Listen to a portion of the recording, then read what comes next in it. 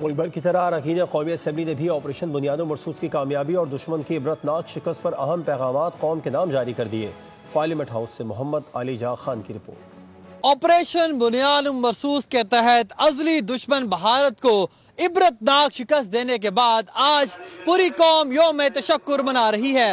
اس حوالے سے اراکین قومی اسمبلی کا کیا پیغام ہے، آئیے جانتے ہیں اراکین قومی اسمبلی سے۔ ہمیں شکر ادا کرنا چاہیے کہ اللہ پاک نے ہمیں اتنا عزت دیا پوری دنیا کے سامنے۔ اللہ تعالیٰ کا خصوصی کرم ہے، کیونکہ نصرت اور فتح اللہ تعالیٰ کی ہی طرف سے آتی ہے، اور اسی کرم کی وجہ سے اور اپنی ہمت جو ہماری افواج کی ہیں، پاکستان کی قوم کی، اس کی وجہ سے اللہ نے ہمیں یہ دن دکھایا۔